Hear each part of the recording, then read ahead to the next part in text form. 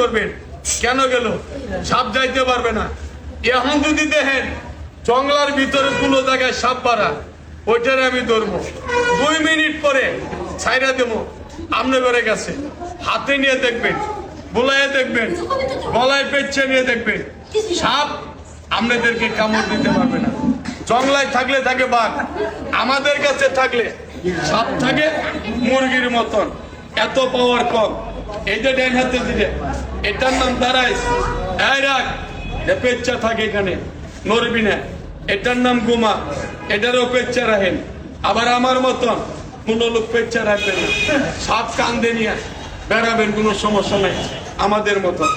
এই আরামদাদা কই মার মাথাত মারিস না, মাথা বাঁধে মার, তোরে ভালো করতে পারবো। পেচ্চা ধরবে সাপের কিন্তু কাকা অনেক শক্তি আছে। এই সাপটা ধরেন 4 হাত আছে, 2 হাত গর্তের ভিত্তি, 2 হাত থাকবো বাইরে। আর এই সাপেরে 15-20 জনের দইরে যদি টানেন ছিঁড়া যাবো, পারাবো না। সাপগুলা এক একটা রকমের সাপ।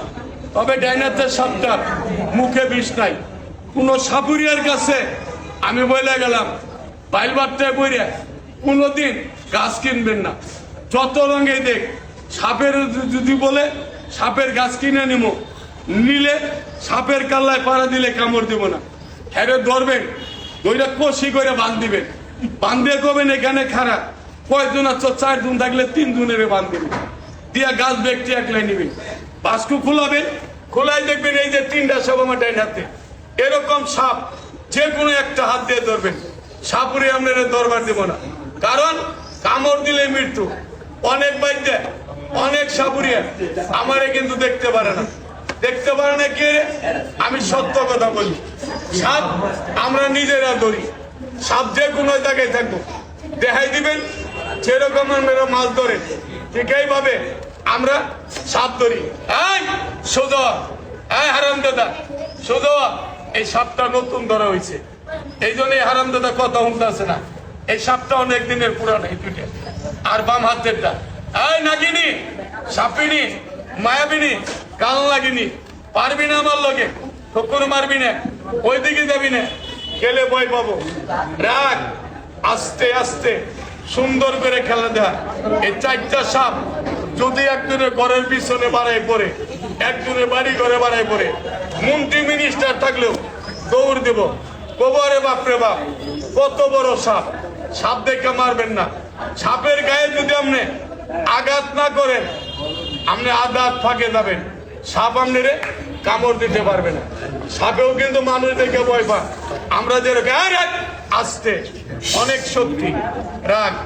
এবার দেখেন একটা করে আমি আগে বন্ধ রাখি, কারণ সাইরে দিলে চলবে না।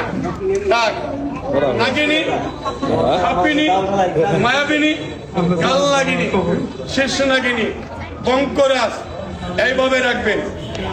সাপে কিন্তু পেঁচ লাগে। এখন বসন্তকাল সাপের জোড়া নিবে, আবার চৈত বৈশাখে সাপের ডিম পারবে। সাপের ডিমগুলো হয় মুরগির মতন ছোট ছোট। মুরগির ডিম পড়ে গেলে ভাঙে যায়, সাপের ডিম পড়ে গেলে ভাঙবে না কখনো, কারণ প্লাস্টিকের মতন ছোট থাকে। এই যে একটা শ্রেণী, এই রাখ, এখানে হারামদাদা রাখ পাইছে, দেখেন কিরকম রাখ পাবি না, রাখ কামড় দিবি না, আস্তে আস্তে পার হয়ে যা। একটা করে জায়গায় রাখি, পরে বাই করে যায় থাক। এখানে নাগিনী, সাপিনী, মায়াবিনী, কাল লাগিনী খেলা দেখেন। আমরা কিন্তু বাজারে টাউনে বন্দরে সাপের খেলা দেখাই। তবে সাপ খেলা দেখাইলে কি হবো, জাতি সাপুরিয়া না, গৃহস্থ মানুষ, বাড়িটা আমার শেরপুর, আমার নাম হাকমত আলী। তবে এই যে দেখলেন এখানে সাপ আছে মাত্র আমার কাছে 4টে, আরো অনেকে ছিল সাপ। আমরা যেরকম ধরি এরকম সাপেরে আমরা কিন্তু আবার টাকা বিক্রি দিয়ে ফেলাই। বলবেন সাপ কিনে কোন জায়গায়, যার কাছে অ্যান্ড্রয়েড মোবাইল আছে সার্চ মারবেন কোন জায়গায় বিক্রি হয়। ঢাকা সাভার, পুরাবাড়ি গ্রাম, নামাপাড়া, ওইখানে সাপ বিক্রি হয়। এই তুই ভিতরে যা, 3টারে একবারে ছাড়া যাবে না, আস্তে আস্তে ভিতরে যা। নাগিনী যা ভিতরে যা। আরামদাদা আবারই পায়খানা করছে, একটা একটা করে আরামদাদা আবারই পায়খানা করে দিচ্ছে। যা নাগিনী, সাপিনী, মায়াবিনী, কাল নাগিনী, আস্তে আস্তে বাইরে হয়ে যা।